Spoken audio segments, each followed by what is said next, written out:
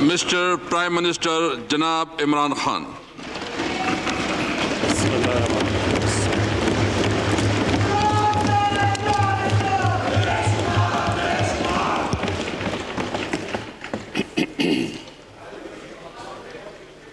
बिस्मिल्लाहिर्रहमानिर्रहीम। इय्याका नअबुदु व इय्याका नस्तईन।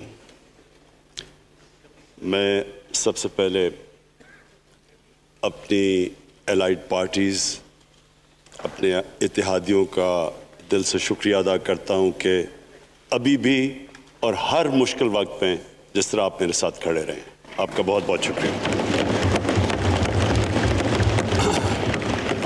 मैं अपने पार्लियामेंटेरियंस, अपनी टीम का, मैं आपका शुक्रिया अदा इस तरह करता हूं कि मैंने जो आपकी कल शाम को जो आपके हालात देखे तो मुझे ये एहसास हुआ कि आप सबको बड़े दिल से तकलीफ़ थी कि जो हमारा वो सेनेट का ये इधर हफीज़ शेख के इलेक्शन में जब हारे हैं, तो मैं जो आप सबको देखा तो मुझे बड़ा अच्छा लगा। मुझे एक टीम आप में नज़र आई और इंशाअल्लाह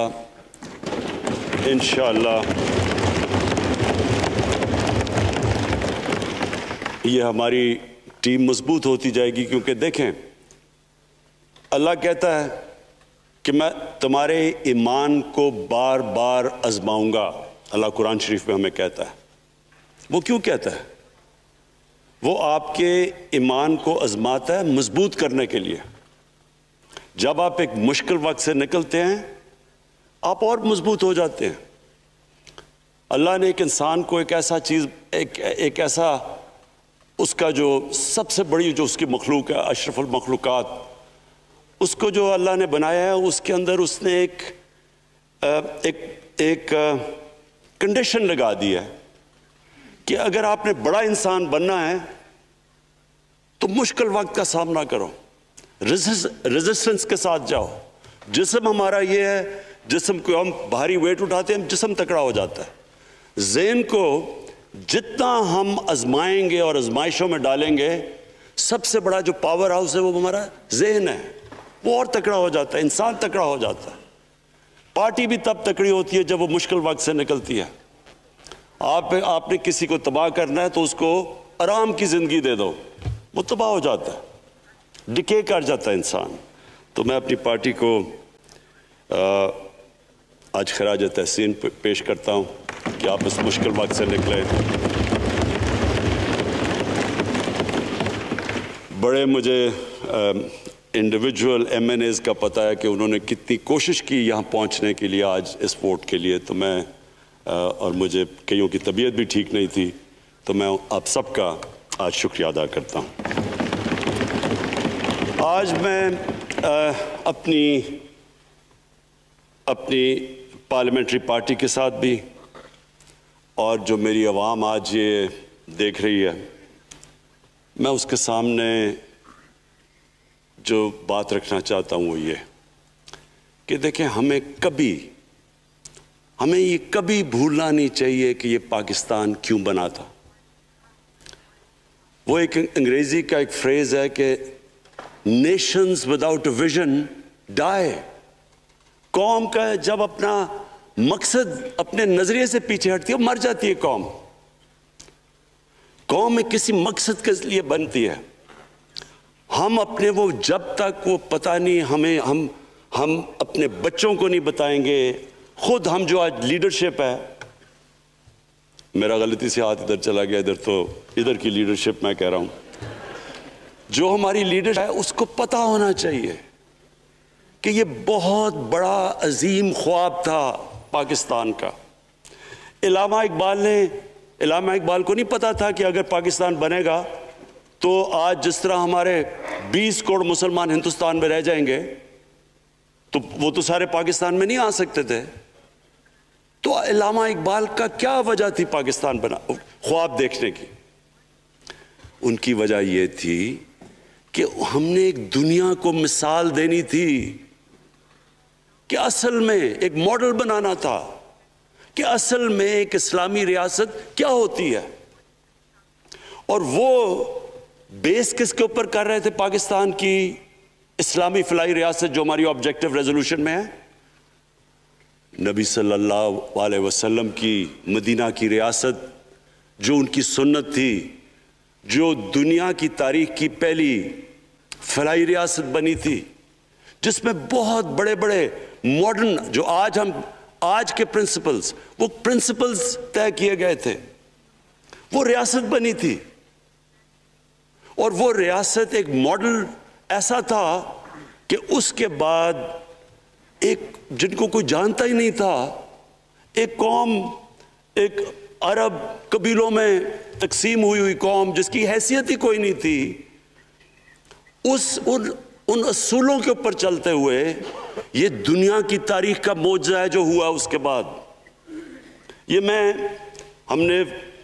मैंने शफकत महमूद को कहा भी है कि हमारे बच्चों को हर स्कूल, चाहे वो इंग्लिश मीडियम, चाहे उर्दू मीडियम, चाहे दीनी मदरसे, सबको 8, 7, 8 और 9 क्लासेस में बाकायदा सब्जेक्ट पढ़ाएं कि नबी सल्लल्लाहु अलैहि वसल्लम की जो जिंदगी थी और जो मदीना में किया वो क्या थी।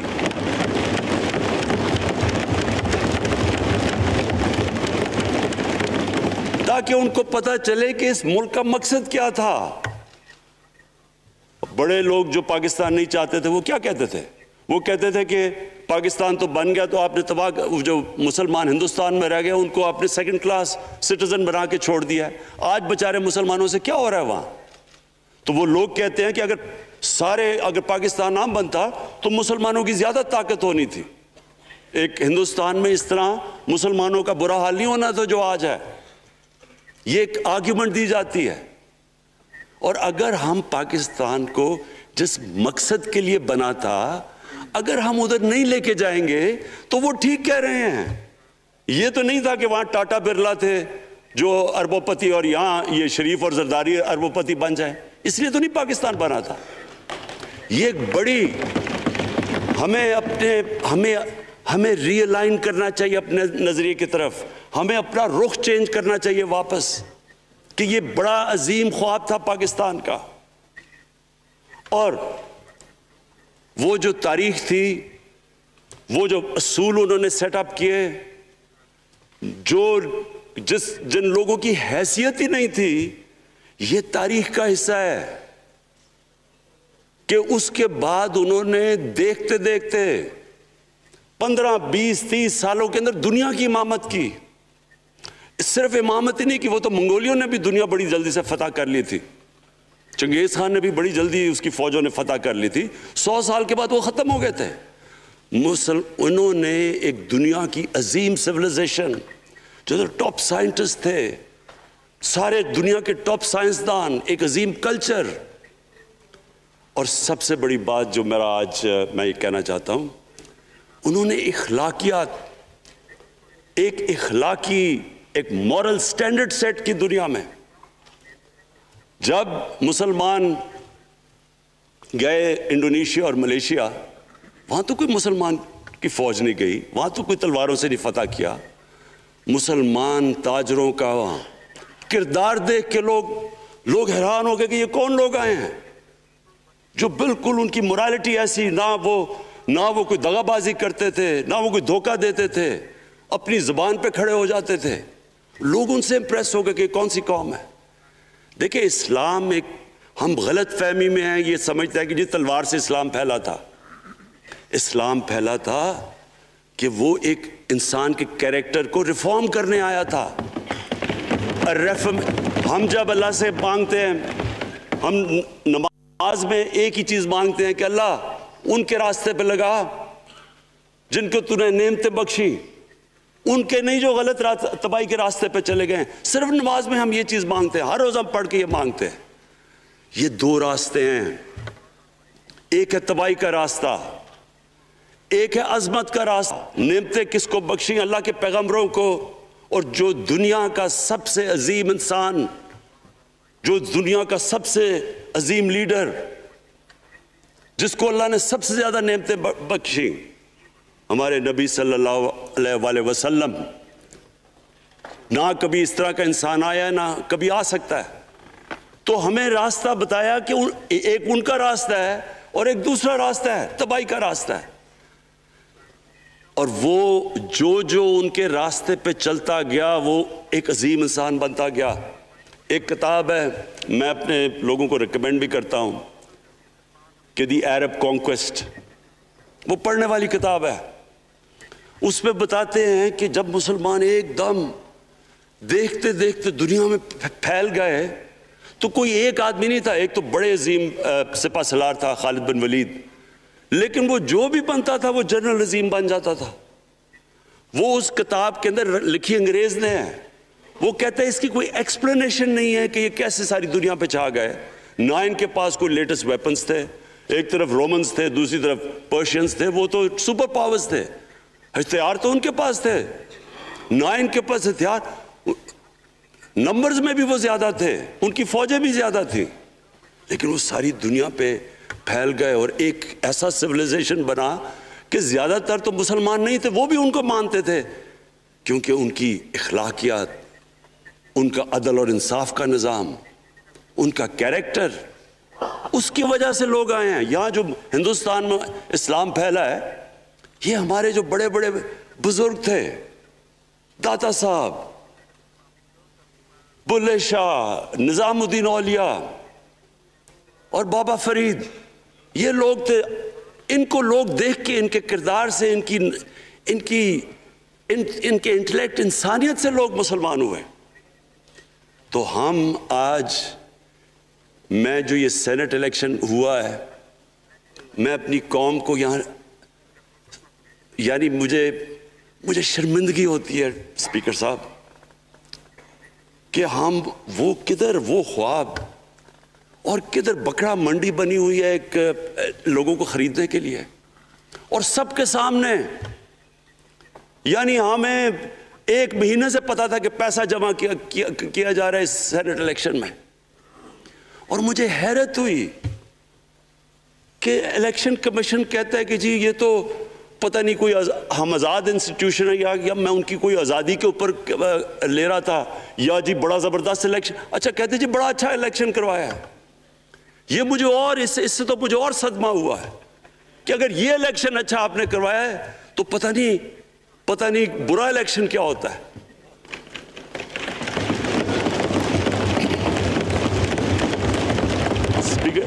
स्पीकर साहब, ये देखें, मुझे ये अफसोस ये होता है कि हम एक चीज़ समझते नहीं है।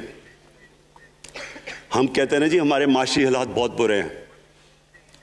देखिए जी, हमारी डेफिसिट थे, ये हमारे करंट अकाउंट, ये जो भी हम कहते हैं, कर्जे चढ़े हुए हैं। ये जो कर्जे चढ़े हुए हैं ये एक बीमारी के सिम्टम्स हैं। बीमारी कुछ और है। इखलाकी तौर पे हमारी कौम को तबाह किया है, फिर माशी तबाही आती है। आज मुझे एक मुल्क का बता दें जिसकी इखलाकियात ऊपर हो, जिनके मॉरल स्टैंडर्ड्स ऊपर हो और वो गरीब हो। एक मुल्क मुझे बता दें, और कोई मुल्क मुझे बता दें जितना मर्जी पैसा हो, वसाइल हो, सब कुछ हो, लेकिन वहां की भी जो लीडरशिप करप्ट हो, वो मुझे बता दें कि उसमें खुशहाली हो। देखिए, ये साथ साथ जाता है। उस वक्त क्या हुआ था मदीना की रियासत में? क्या उन्हें कोई सोना तेल मिल गया था? क्या हुआ था कि उनके पास कोई पैसे आ गए थे? कैसे वो ऊपर उठ गए थे? कोई उन्होंने कर्जे लिए थे? किस तरह उठे थे ऊपर? दुनिया के अजीम लीडर ने उनकी इखलाकियात उठा दी थी। सादिक और अमीन,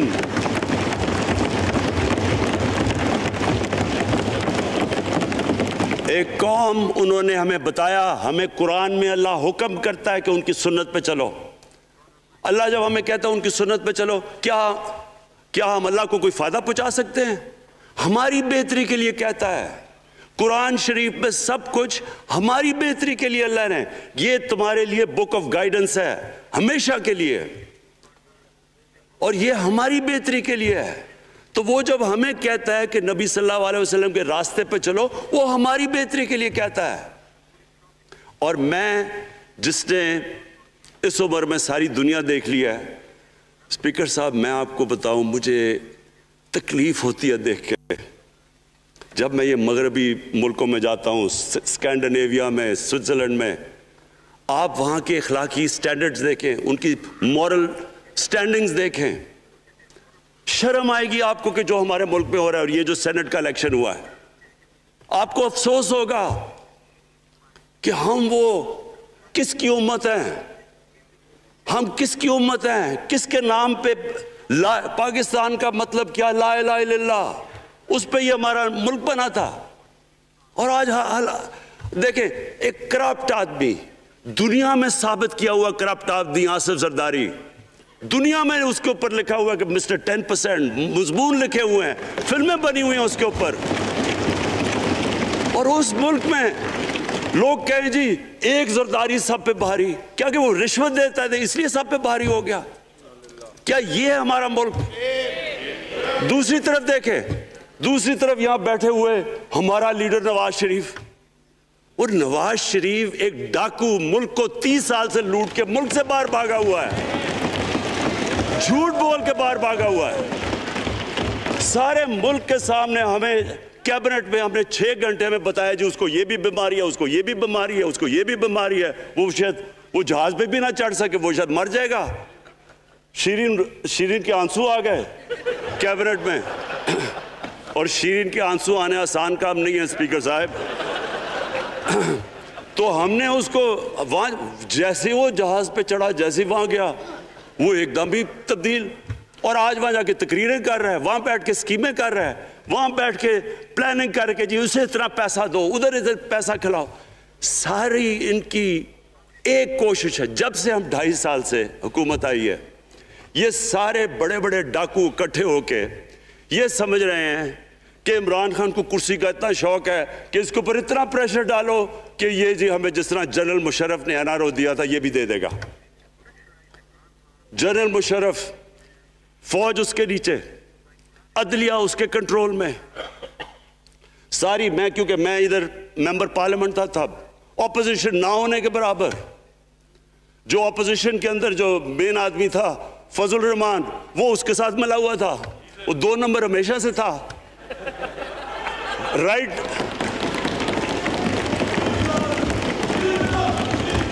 और वो आदमी जिसके पीछे अमेरिका उनकी जंग लड़ रहा था, सब कुछ, वो इनके प्रेशर में आके इन दोनों को एनआरओ दिया। और इतना बड़ा इस मुल्क के ऊपर उसने जुर्म किया है। इन दोनों ने आके एनआरओ लेके दोनों हाथों से मुल्क लूटा। उसके बाद दोनों ने इस मुल्क के ऊपर 4 गुना ज्यादा कर्जा चढ़ाया। स्पीकर साहब, 6,000 अरब से हमारा कर्जा जो टोटल लायबिलिटीज 30,000 अरब पे पहुंचा दी। आज हमारे ऊपर क्या मसला है? हमें ये कर्जों की किस्तें देते हुए बेचारे लोगों के ऊपर बोझ डालना पड़ता है। ये जो महंगाई है इसके बाद मैं भी बाद में बात करता हूं, लेकिन मैं पहले ये बात कंप्लीट कर लूं कि देखिए स्पीकर साहब, मैं ये 2.5 साल से तमाशे देख रहा हूं। यहां पहले दिन प्राइम मिनिस्टर बन के प्राइम मिनिस्टर तकरीर करने जा रहा है, खड़े होकर तकरीर नहीं करने दी। क्यों तकरीर नहीं करने दी? क्योंकि उनको पहले दिन से डर था कि ये हमारे जो करप्शन के केसेस ये माफ नहीं करेगा। करप्शन के केसेस हमने नहीं बनाए थे स्पीकर साहब, ये सारे इनके दौर के केसेस बने हुए हैं इनके ऊपर। आपस में तो इनका मुकमुका था, अपना नैब का चेयरमैन आपस में मिलकर केसेस इनके बंद कर रहा है। अदलिया उस वक्त की अदलिया वो इनके हाथ में थी, इनको तो मसला ही कोई नहीं था। वहां $60 मिलियन आसिफ जरदारी का स्विट्जरलैंड में पड़ा हुआ है, वो जज कह रहा है कि वापस लेके आओ। वो यूसुफ रजा गिलानी जो यहां से सेनेटर बना है, वो पाकिस्तान का $60 मिलियन पड़ा हुआ है स्विट्जरलैंड में, वो जज कह रहा है कि वापस लेके आओ। वो कहता नहीं जी मैं नहीं खत लिखता। भाई आपके बाप का पैसा था, पाकिस्तानी कौम का पैसा था, उसके ऊपर वो डिस्क्वालीफाई हो जाता है। वो ऐसे फिर है जिस तरह नेल्सन मंडेला कहीं डिस्क्वालीफाई हो गया। स्पीकर साहब, मैं ये चीजें आपको इसलिए बता रहा हूं, मैं तो इनको 30 साल से जानता हूं। देखें, जब तक हम इस मुल्क में अपनी अखलाकियात ठीक नहीं करेंगे, मॉरल स्टैंडर्ड्स ठीक नहीं करेंगे, जब इस तरह के इलेक्शन होंगे कि खुल के पैसा चल रहा है और हम कहेंगे नहीं जी वो पटवारी क्यों पैसे लेता है, तो वो थानेदार क्यों पैसे लेता है, वो सरकारी नौकर, वो तो बेचारा जो निचला तबका है वो तो वाकई जिस तरह शेख रशीद ने कहा है महंगाई जो बढ़ी है बेचारे लोगों की तनख्वाह में गुजारा नहीं हो रहा। उनको हम कह रहे हैं कि आप बिल्कुल ईमानदार बने। और ये जिनका इतना इनके पास पैसा है स्पीकर साहब, मैं आपको यकीन से कहता हूं इनको खुद नहीं पता कि इनका कितना पैसा बाहर पड़ा है। इतने 30 साल से चोरी कर रहे हैं ये पैसा, और 30 साल से पैसा चोरी करके अब इनकी कोशिश ये है कि इमरान खान के ऊपर प्रेशर डालो सारे चोर मिलके कि जी कभी हम गवर्नमेंट गिरा देंगे, कभी हम वो निकलाते हैं वो। आप सोचें फैटफ के ऊपर, अब फैटफ हमारी वजह से तो नहीं फैटफ पे हम ग्रे लिस्ट में आए, ये तो नून लीग के दौर में ग्रे लिस्ट में आए हैं। अब अगर फैटफ की ब्लैक लिस्ट में पाकिस्तान जाता है तो यहां सबको पता है कि सैंक्शंस लग जाएंगी। तो आगे मुश्किल से हमने इकोनॉमी को स्टेबलाइज किया, मुश्किल से। अगर ब्लैक लिस्ट में जाता है तो इकोनॉमी सीधी नीचे। आज जो लोगों को मुश्किल पड़ी हुई है, और मुश्किल पड़ी हुई है हमारे लोगों को महंगाई की, उसकी वजह यह है कि हमारा रुपया जो था तकरीबन 107 रुपए का, आज 160 रुपए का। तो जब रुपया गिरता है तो सारी चीजें बाहर से महंगी हो जाती हैं, पेट्रोल, डीजल, बिजली। अब बिजली की आधी बिजली उनसे बाकी डॉलर कॉन्ट्रैक्ट्स के ऊपर बिजली के कॉन्ट्रैक्ट साइन किए हुए हैं, वो सब कुछ बाहर से। दालें महंगी, जो चीज बाहर से इंपोर्ट करते हैं, घी महंगा, सारी चीजें महंगी हो जाती हैं। तो ये सोच लें कि अगर हमारे ऊपर सैंक्शंस लग जाएं, अगर हमारे ऊपर फैटफ की सैंक्शंस लग जाती तो ये तो आप तो सोच ही नहीं सकते कि ये मुल्क में क्या हाल होना था। तो हम अपने मुल्क के लिए फैटफ की रिक्वायरमेंट पर लेजिस्लेशन करवा रहे हैं, और इन्होंने जनाब इतना बड़ा वो जरा पकड़ा, इतना बड़ा वो ला दिया जी, इतना बड़ा जी, ये 34 शिक्के चेंज कर दे नैब में। अब नैब का फैटफ से क्या ताल्लुक है? इन्होंने समझा कि अब इमरान खान काबू आ गया, अब तो ये डर के फैटफ की ब्लैक लिस्ट से अब तो जनाब हमें ये 34 शिक्के साइन करके तो नैब को ख़त्म कर देगा। मतलब ये कि सिर्फ इनकी चोरी के केसेस ख़त्म हो जाए, बस। वन पॉइंट एजेंडा इनका। और मैंने आपको पहले दिन यहाँ से कहा था, पहले दिन यहाँ खड़े होकर मैंने कहा था कि इनका सिर्फ वन पॉइंट एजेंडा। मैं इनको जानता हूँ, मैं इनको जानता हूँ, जब ये सारे ऑपोजिशन में मेरे साथ थे। इनका सिर्फ एक खौफ है कि ये एनआरओ नहीं देगा, लिहाजा इसको इतना ब्लैकमेल करो। और अब फैटफ के ऊपर तो ये फंस गया है, तो अब इससे ले लो, इससे कंसेशन ले लो ताकि नैब खत्म हो जाए। अब सोचें, क्या इनको मुल्क का फिक्र है? क्या इनको नहीं पता था कि क्या होना है अगर फैटफ की ब्लैक लिस्ट पे चले जाते हैं? उसके बाद इन्होंने जलसे करने की कोशिश की, बड़ा जी पब्लिक निकालेंगे हम, मीनार पाकिस्तान के अंदर जलसा। मीनार पाकिस्तान का ये जानते नहीं। देखें, इनके भी आ गए एक शहजादा एक शहजादी जिन्होंने ज़िंदगी में कभी काम किया ही नहीं है, ना उनको पता है कि स्ट्रगल होती क्या है। जनाब मीनार पाकिस्तान खुद ही अखबारों के अंदर अपने आप को पैसे खर्च करके अखबारों में ज़रा नुमाया करके जनाब इन्होंने मीनार पाकिस्तान में जलसा कर लिया। अब मैं तो जानता हूँ मीनार पाकिस्तान, और मैं तो अपने लाहौर को भी जानता हूँ, मैं तो अपने लाहौर शहर को भी जानता हूँ।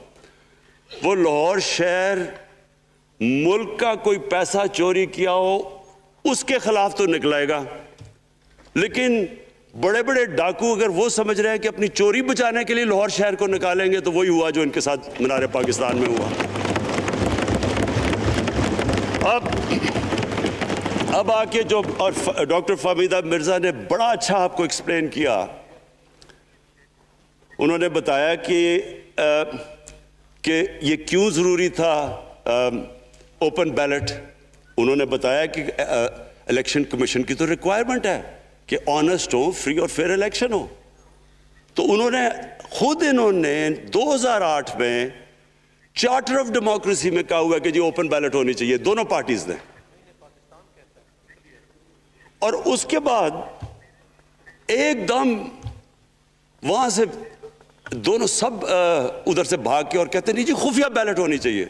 मैंने तब कह दिया कि खुफिया बैलेट का एक मकसद था, सारे मिलकर कोशिश करेंगे कि हफीज शेख को हराएं और वो जो आदमी जीता है पाकिस्तान का करप्ट तरीन आदमी। मैं एक चीज आपको आज कहता हूं, यूसुफ रजा के आप सिर्फ एसेट्स देख लें, प्राइम मिनिस्टर बनने से पहले थे और उसके बाद क्या एसेट्स है, भाई एक चीज देख लें, कोई आपको कुछ करने की जरूरत नहीं है, आपको पता चलेगा इन्होंने इससे क्या किया अपने जमाने में।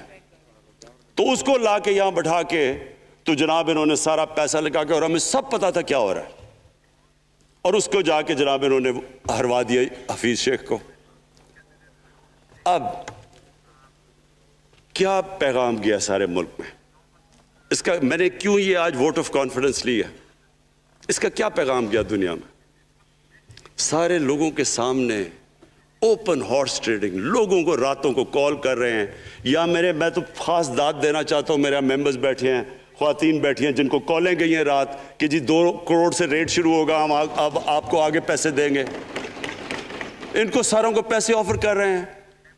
और फिर अगर मैं सिर्फ इलेक्शन कमीशन को एक चीज कहना चाहता हूं, आप मेहरबानी करें पाकिस्तान की एजेंसी से सिर्फ एक सीक्रेट ब्रीफिंग लें, आप इनको अंदाजा होगा कितना पैसा चला इस इलेक्शन के अंदर, पता चलवाएं क्या हुआ इस इलेक्शन में, ताकि आप इस तरह की स्टेटमेंट ना दें कि जी हमारी कोई आज़ादी ख़त्म कर रही है। मैं आपकी आज़ादी ख़त्म कर रहा हूं ये कह के आपके कि ये जो इलेक्शन में हुआ है। स्पीकर साहब, मैं आज इस ओकेजन के ऊपर, क्योंकि मुझे इस पे काफ़ी, मैं 2.5 साल ये बड़ी चीज़ें बर्दाश्त करता रहा हूँ, और मैं इसलिए सब्र से करता रहा हूँ क्योंकि मुल्क इतना हमारा मुश्किल में है। जो हमें टाइम मिला जब मेरी गवर्नमेंट आई, मैं आपको यकीन से कहता हूँ कि सारी ज़िंदगी मेरी तो स्ट्रगल में गुजरी। जो भी आप इंसान किसी चीज़ में कम्पीट करता है, अगर आपने मुल्क में अपने सबसे टॉप 11 खिलाड़ियों में पहुंचना है तो एक बहुत सारे मुल्क में मुकाबला करके आप वहाँ पहुँचते हैं, उसमें एक बड़ी स्ट्रगल होती है, ऊंच नीच होती है बड़ी। और फिर अगर आपको दुनिया के लेवल पे आपको अपना, अगर आपको मनवाना है, उसकी और एक स्ट्रगल होती है।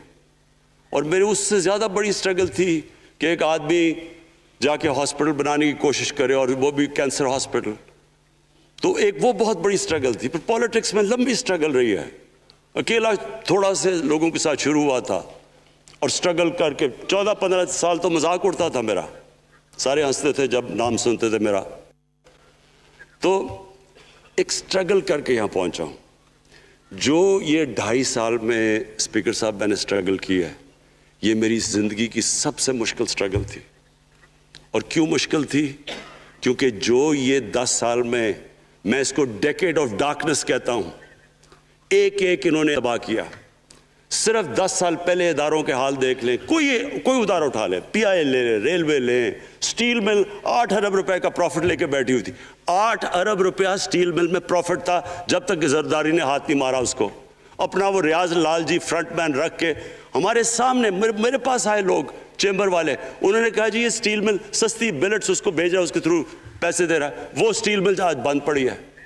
एक एक इदारा इन्होंने तबाह किया, भर्तियां की लोगों की, वो इदारे इतने बड़े बड़े हो गए हैं कि वहाँ पेंशन ही इतनी आ गई है कि कुछ बचता ही नहीं है सैलरीज और पेंशन के बाद के इदारे को ठीक कर सके। एक एक इदारा तबाह किया। मुल्क का सबसे बड़ा जो करंट अकाउंट डेफिसिट, जिसके ऊपर सारा प्रेशर पड़ता है, अगर आपका करंट अकाउंट यानी कि डॉलर ज़्यादा मुल्क से बाहर जा रहे हैं और कम अंदर आ रहे हैं तो प्रेशर रुपए पे पड़ता है, वो गिर जाता है। तो वो मैं आपको बता, जब रुपया गिरता है तो गुर्बत फैल जाती है मुल्क में। तो सबसे बड़ा current account deficit, fiscal deficit जो कि आपकी आमदनी और खर्चे, वो बड़ा डेफिसिट, सारे इदारे खसारे में। पावर कॉन्ट्रैक्ट्स जो इन्होंने साइन किए स्पीकर साहब, ये उमर अयूब आपको बताएगा, वो यानी ऐसे लग रहा था कि किसी दुश्मन ने आके एक मुल्क को नुकसान पहुंचाने के लिए पावर कॉन्ट्रैक्ट साइन किए। उनके अंदर वही पावर प्रोजेक्ट्स आप कहीं और देख लें, किसी और मुल्क में, बल्कि अपने मुल्क में देख लें, और वो देखें कि इन्होंने किस पैसे बनाए, वो किस पैसे पे। गैस का कॉन्ट्रैक्ट साइन किया हमने आके उसी मुल्क से 30% कम पैसे पे गैस का कॉन्ट्रैक्ट साइन किया, इनका ही कॉन्ट्रैक्ट चेंज किया। सारी गवर्नमेंट, जब ऊपर से प्राइम मिनिस्टर लगा हुआ पैसे बनाने, प्राइम मिनिस्टर एक नौकरी कर रहा है किसके लिए? एक दुबई की कंपनी के लिए। कभी दुनिया में सुना है इस तरह? कभी ये मजाक सुना है जी कि मुल्क का प्राइम मिनिस्टर किसी दुनिया को दुबई की कंपनी के अंदर नौकरी कर रहा है? उधर से यहां डिफेंस मिनिस्टर, उनका फॉरेन मिनिस्टर, वो दुबई की कंपनी से नौकरी कर रहा है। और वो एक इंटीरियर मिनिस्टर, वो कुछ सुना है संतरी बना हुआ था किसी सऊदी अरेबिया की कंपनी में, मुझे नहीं पता। कभी ये सुना है ये मुल्क से, किसी मुल्क से ऐसा मजाक हुआ है? ये सारे तरीके थे इस मुल्क से पैसा मनी लॉन्डर करके बजाना। आज मुझे ये बताएं, मैं ये जो सारे हमारी ऑपोजिशन है, मैं इनसे सोचता हूं, मैं कई दफा इनकी शक्लें देख के पूछता हूं इनसे कि क्या आप वाकई समझते हैं कि आप दोनों के लीडर ईमानदार हैं? क्या ये वाकई समझते हैं कि इनकी जो ये दौलतें बनी हैं ये ईमानदारी से बनी हैं? यानी क्या इनको कोई मुल्क की फिक्र नहीं है कि यहां का पैसा, क्या इनके बेटे हैं? मैं जरा मुझे ये बताएं, 3 दफा मुल्क का प्राइम मिनिस्टर, उसके दोनों बेटे बाहर बैठे हुए हैं। मैं लंदन को जानता हूं स्पीकर साहब, वो अरबों अरबों रुपए की प्रॉपर्टी है। वहां के बड़े बड़े रईस उन एरियाज में नहीं रह सकते जिधर इनके 2 बेटे रह रहे हैं। मुल्क से भाग गए जी। हम पाकिस्तानी शहरी नहीं हैं। क्यों पाकिस्तानी शहरी नहीं? क्योंकि यहां बता ही नहीं सकते कि वो पैसा किधर से आया जो इन्होंने इतनी इतनी बड़ी प्रॉपर्टीज ली हुई है। और ये कुछ नहीं है जो इन्होंने बेनामी प्रॉपर्टीज ली हुई है। किसी को अंदाजा ही नहीं है इनका कितना पैसा बाहर पड़ा है। जरदारी के पास क्या था पहले, उसकी जो बाहर प्रॉपर्टीज है। तो क्या इन लोगों को नहीं पता कि इस मुल्क का पैसा चोरी करके ये बाहर लेके जा रहे हैं और ये फिर भी उनकी सपोर्ट कर रहे हैं? और ये जो सेनेट का इलेक्शन, क्या इन्हें नहीं पता कि बड़ा जी अक्लमंद पॉलिटिशियन है जरदारी, लोगों को रिश्वत देकर उनको खरीद रहा है? सारी कौम के सामने ये हो रहा है। मैं ये सिर्फ आखिर में ये कहना चाहता हूं इस इशू को खत्म करते हुए कि देखिए स्पीकर साहब, कोई मुल्क आगे नहीं बढ़ सकता ऐसे। मैं अकेला इमरान खान को करप्शन करके करप्शन नहीं ठीक कर सकता। मैं अदलिया को, क्या केसेस तो अदलिया में है या नैब के अंदर है, मेरा तो उनके ऊपर कोई कंट्रोल नहीं है। मैं आज पाकिस्तान की अदलिया को और नैब को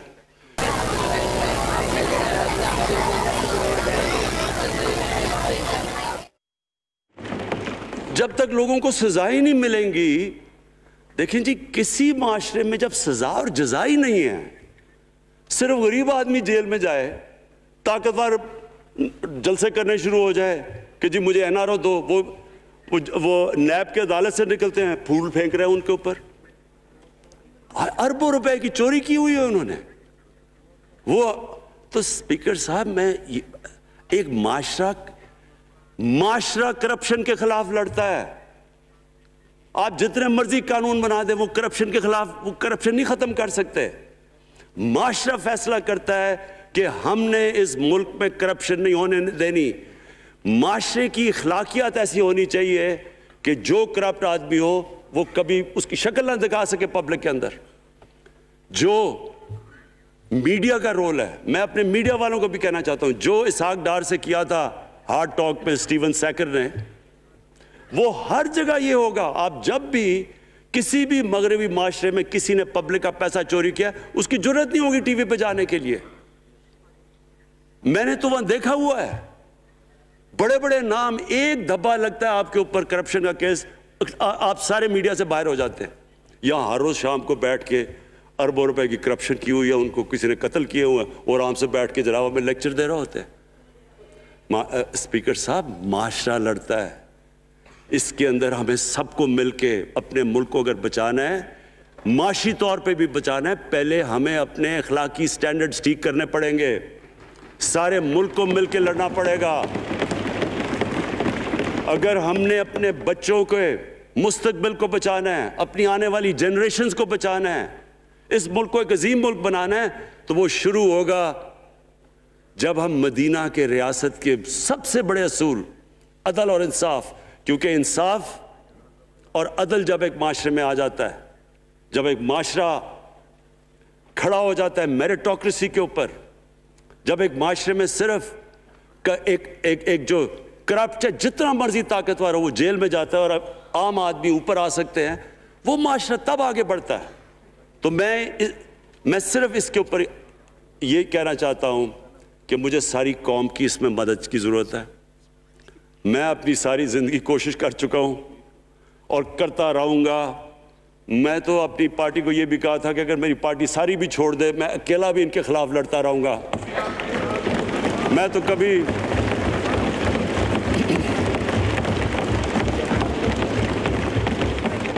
स्पीकर साहब आखिरी गेंद तक लड़ने वाला कैप्टन था, आखिरी गेंद तक लड़ूंगा, वो तो कभी मैं हार मानूंगा नहीं। लेकिन ये वक्त आ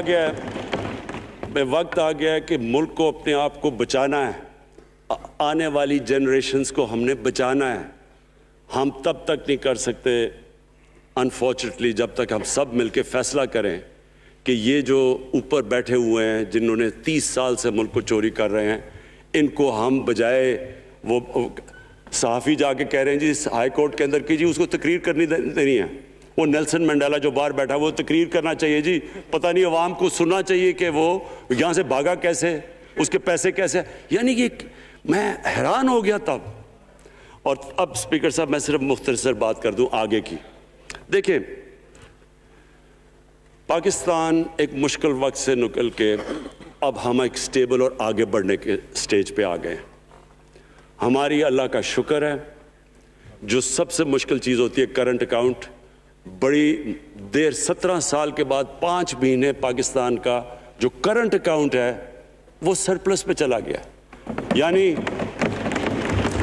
हमारे जितने मुल्क में डॉलर्स आ रहे हैं और जितने बाहर जा रहे हैं, अल्लाह का करम है ज़्यादा डॉलर्स आ रहे हैं। हमारा रुपया खुद ही, हम पैसे नहीं लगा रहे इसको, खुद रुपया स्ट्रेंथ गेन कर रहा है। ये बड़ा इंपॉर्टेंट टाइम है कि इस वक्त, और ये इसके बावजूद कि इस मुल्क में कोरोना हुआ, सारी दुनिया की इकोनॉमीज कोरोना में बुरी तरह मुतासिर हुई, उसके बावजूद ऊपर वाले के करम ख़ास तौर पे, और मैं कहूँगा कि हमारी जो टीम थी, हमारा जो जिस तरह हमने मॉनिटर किया और जिस तरह हमने डेटा बेस गैदर किया और हमने हर एक चीज़ फॉलो करके हमने जैसे अपने लोगों को बचाया। मैं ख़ास तौर पे अपनी टीम यासद उमर और हमारी जो टीम थी, अपनी डॉक्टर फैसल, मैं इनको ख़ास तौर पे खराज तहसीन पेश करता हूँ। तो उस मुश्किल वक्त से भी आप दुनिया में देखें और जिस तरह पाकिस्तान निकला है। अब देखें आगे हमारा चैलेंज क्या है। हमारा चैलेंज ये है कि हम अपनी जो एक्सपोर्ट्स हैं उनको बढ़ाएं, क्योंकि सिर्फ ग्रोथ एक ही तरह होती है, एक्सपोर्ट लेड। अल्लाह का शुक्र है कि बैरून मुल्क पाकिस्तानियों ने रिकॉर्ड पैसा पाकिस्तान भेजा है, जो कि हमारे मुल्क में आया है रेमिटेंसेस के।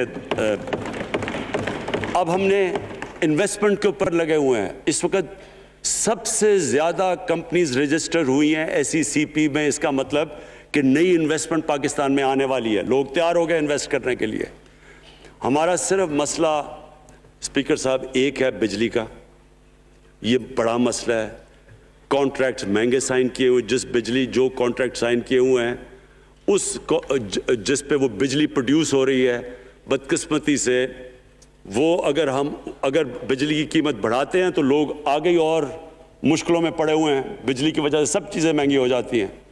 नहीं बढ़ाते तो कर्जे, वो जो गर्दिशी कर्जे हैं वो बढ़ते जा रहे हैं। हमारा एक ये चैलेंज है, इसके ऊपर सिर्फ अपनी कौम को बताना चाहता हूँ कि बाकायदा हम हर तरीका सोच रहे हैं कि हमने इसमें से कैसे हमने अपने लोगों के ऊपर बोझ कम करना है। एक तो मैं अपनी टीम को ये भी कामयाबी देता हूँ कि बड़ी देर और मुश्किलों से IPPs के साथ हमने नए कॉन्ट्रैक्ट साइन किया, जिसके अंदर बहुत पाकिस्तान का पैसा भी बचेगा और जो आगे जाके कर्जा बढ़ना था वो नहीं बढ़ेगा। जो मेरे ऊपर सबसे ज़्यादा प्रेशर है इस वक्त स्पीकर साहब, वो है महंगाई का। महंगाई मैंने आपको बता भी दिया कि मसला एक, जब आपकी रुपया गिरता है तो जब चीज़ें महंगी हो जाती हैं, एक वो है। लेकिन मैं अपनी कौम को सिर्फ एक चीज़ कहना चाहता हूँ कि सबसे ज़्यादा इस वक्त मेरी हुकूमत एक ही चीज़ पे लगी हुई है कि हम किस तरह लोगों के ऊपर महंगाई का बोझ कम करें।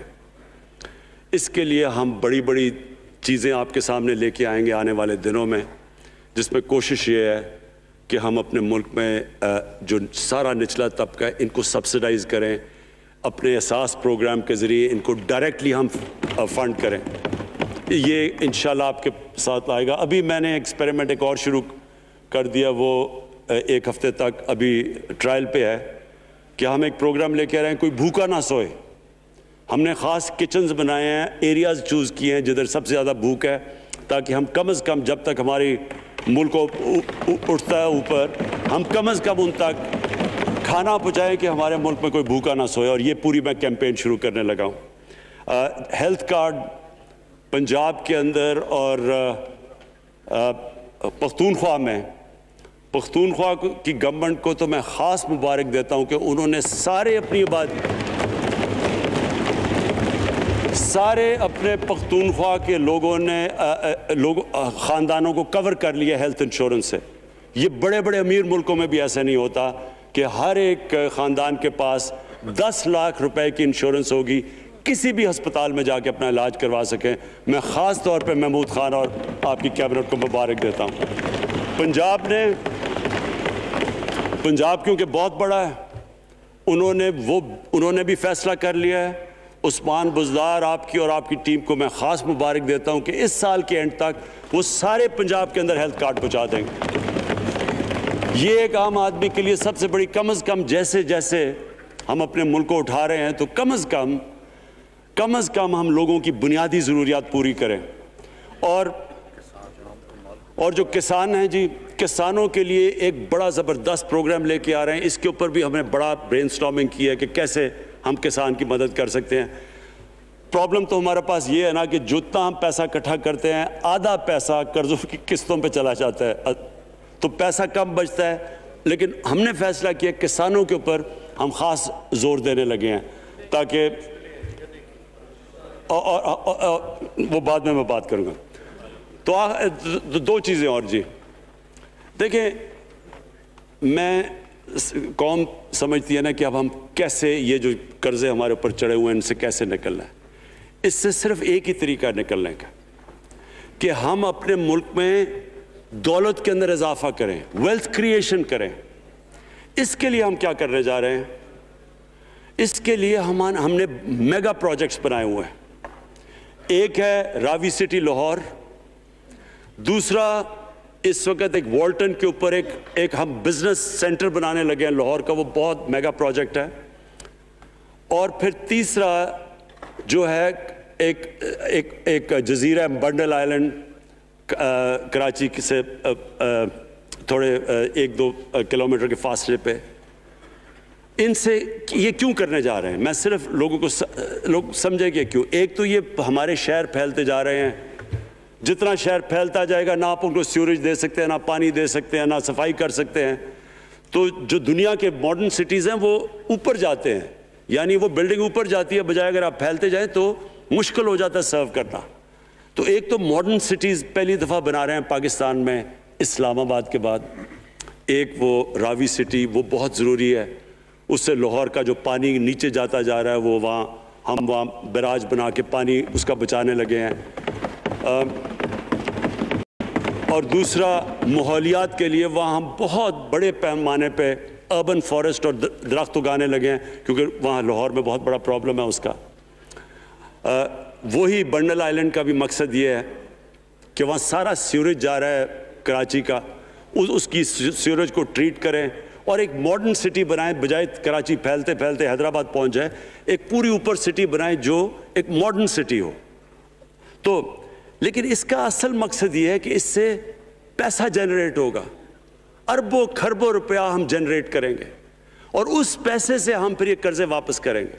और दूसरी चीज़, बाहर से इन्वेस्टमेंट आएगी। बैरून मुल्क पाकिस्तानी जो सबसे बड़ा मुल्क का असास है, वो बाहर आके वो इनके अंदर इन्वेस्ट करने के लिए तैयार है, इन बड़े बड़े प्रोजेक्ट्स के अंदर। और जैसे फॉरेन एक्सचेंज आएगा, हमारे रिजर्व्स बड़े होंगे, हमारा रुपया स्टेबल होगा और इससे जो वेल्थ क्रिएशन होगी, इससे हम फिर अपने कर्जे वापस करेंगे। उसके अलावा 50 साल के बाद 2 बड़ी डैम्स बन रही हैं। पाकिस्तान की तारीख में सिर्फ 2 बड़ी डैम्स थी, अब ये 2 और बादशाह डैम और ममन डैम बना रहे हैं। ये इंशाल्लाह इनके ऊपर काम शुरू हो गया है। लेकिन मुझे जो आखिर में बात कहनी है स्पीकर साहब, वो ये कि पाकिस्तान को आगे बढ़ने से कोई नहीं रोक सकता इंशाअल्लाह।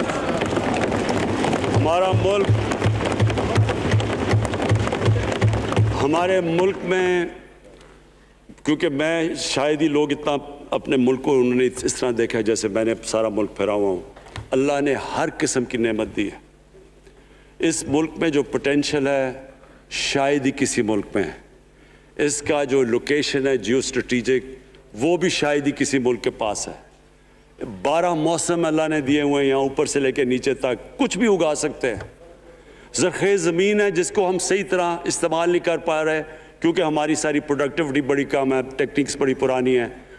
चाइना के साथ मिलकर उस तरफ भी हम जा रहे हैं कि अपनी प्रोडक्टिविटी बढ़ाने के लिए।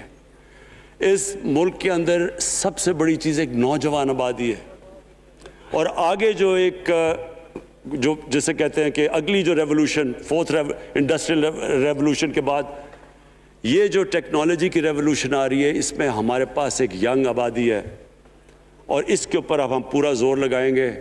और इंशाअल्लाह ये जो हमारी आबादी है, ये ही एक यंग आबादी पाकिस्तान को उठा देगी अगर हम इनको सही माने में टेक्निकल एजुकेशन दे दें। जो मैं इलेक्शन कमीशन, क्योंकि बड़े नाराज़ हो गए थे कि मैंने कहा वो इलेक्शन के ऊपर मेरे कमेंट्स थे, मैं उनको ये कह दूं कि हमने ये फैसला किया इलेक्ट्रल रिफॉर्म्स का। हम अब टेक्नोलॉजी के ऊपर वो जो EVM मशीन्स हैं, इलेक्ट्रॉनिक मशीन्स लेके आएंगे।